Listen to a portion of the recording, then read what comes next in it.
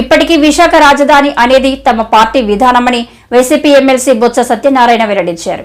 శాసనమండలి చైర్మన్ ఆయనతో ప్రమాణం చేయించారు. ఒడిదుడుకులు సహజం, ఆందోళన వద్దు. పార్టీలో కొత్త నీరు వస్తుంది, పాత నీరు పోతుంది, రోజులు ఒకేలా ఉండవు అని అన్నారు.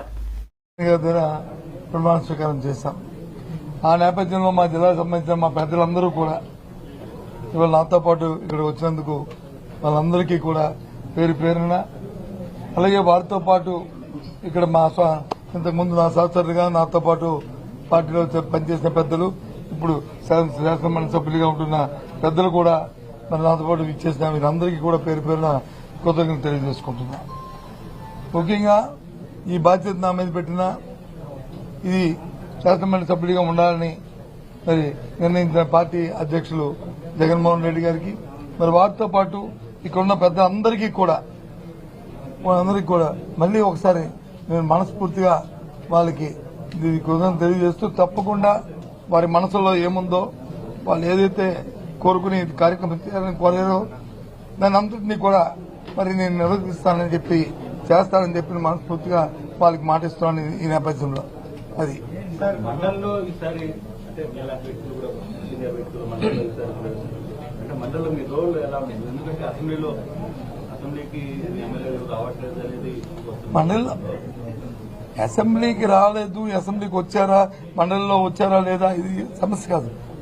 ఏదైతే ప్రజల తరఫున మా పార్టీ బాధ్యతాయుతంగా ఈ అంశాలు అయితే ప్రజలకి దానివల్ల మంచి జరిగి మేలు జరుగుతుందో, ఏదైతే ప్రభుత్వాలు వచ్చి ప్రజలకు ఇచ్చిన మాటలు వాగ్దానాలు ఉన్నాయో అవి నెరవేర్చాలనేది తప్పకుండా నెరవేర్చి ప్రజలకు మేలు జరగాలనేది మా తాలూకు అభిప్రాయం. ఎవరి మీద బురద జల్లాలని, ఎవరి మీద రాయిస్తాలని, అది చూసి ఆనందించాలనేది మా అభ్యంతరం కాదు. బాధ్యతాయుతంగా ప్రజల పక్షాన ప్రజల గొంతుగా నిలబడి ఇవాళ మండలిలో మా పార్టీ తాలూకా వాడిని, మా పార్టీ అభిప్రాయాన్ని, విధానాన్ని, అలాగే ప్రజల తరఫున పడుతున్న ఏమైనా ఇబ్బందులు వస్తే ఆ ఇబ్బందులకి ప్రజల దృష్టికి సభ ద్వారా ప్రభుత్వం దృష్టి తీసుకొచ్చి దాన్ని సఫలీకృతం చేయడానికి మా వంతు ప్రయత్నం చేస్తాం. ఏదండి గొంతుని వినిపిస్తారు? ఎన్నాళ్ళైంది శాసనసభ స్టార్ట్ అయ్యి? ఎన్నాళ్ళైంది? ఇంకా ఓ సభ అయింది. ఆ సభ అప్పుడే మీరు ఆ నిర్ణయానికి వస్తారుగా. ఇప్పుడు 3 నెలలు అయింది, 75 రోజు, ఇది 75వ రోజు అనుకుంటాను. మరి ఇప్పుడు ప్రజెంట్ ప్రభుత్వం ఎన్నో వాగ్దానాలు చేసింది. ఎందుకు చేయలేదు అంటే దానికి అర్థం ఉందా? Take time, give time, you will see.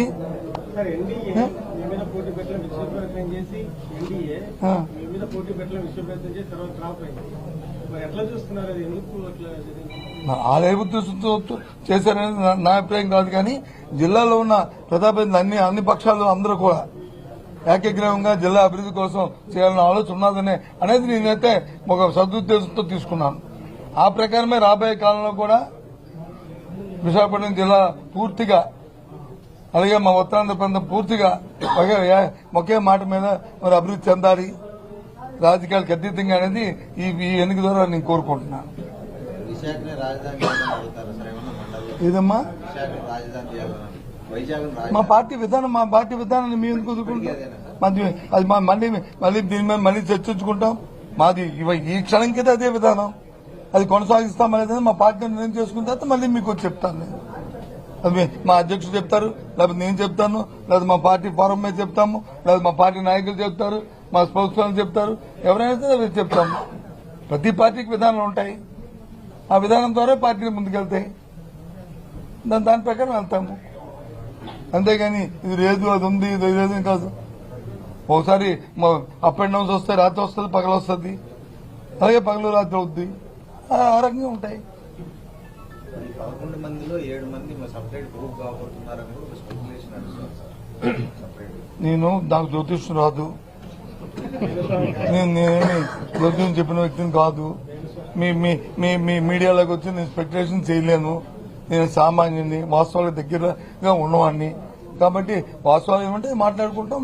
లేదు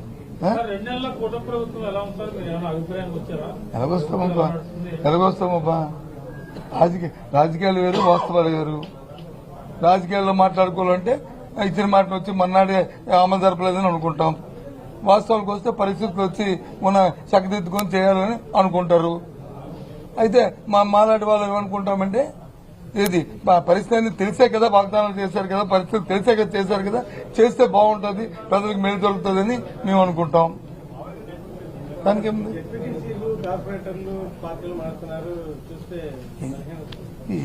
ఇది మన ఒక్క రాష్ట్రం జరుగుతుందా? భారతదేశ రాజకీయాల్లో ఎక్కడ మన ఒక్క రాష్ట్రంలో ఉంది ఇది. ఈ మారడాలు చేరడాలు ఇవన్నీ వస్తుంటాయి. కొత్త నీరు పోయి పాత నీరు వస్తుంది, పాత నీరు పోయి కొత్త నీరు వస్తుంది. మానవుడి తాలూకా విధానాలు ఉంటాయి, ఆలోచనలు ఉంటాయి, ఆశలు ఉంటాయి. ఆశలకు అనుగుణంగా ఆలోచనకు అనుగుణంగా వెళ్తుంటారు, చేస్తుంటారు. జరిగితే మన ప్రతిభ, జరగకపోతే అవతల ప్రతిపత్తి. నేను చూస్తాను అనలేదు, అవతల అంటారు కదా అన్న, నేను చూస్తాను అనలేదు. తప్పు నా మీద తొయ్యకు.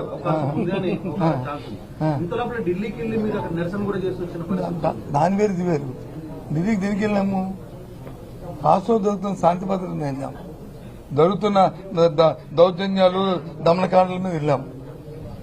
అంతేగాని మిగతా విషయాలు మేము మాట్లాడలేదు. అక్కడ మేము మాట్లాడామని చెప్పండి, నాకు తెలియదు. మీకు అనిపించిందా? మేము వెళ్ళింది, మా పెద్దలందరూ వెళ్ళింది, మా నాయకుడు వెళ్ళింది, అందరూ కలిసి వెళ్ళింది.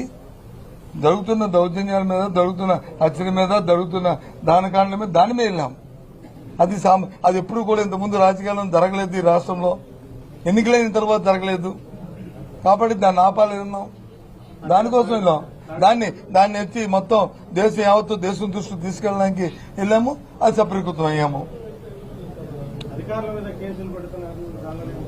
ఎవరు పెడుతున్నారు?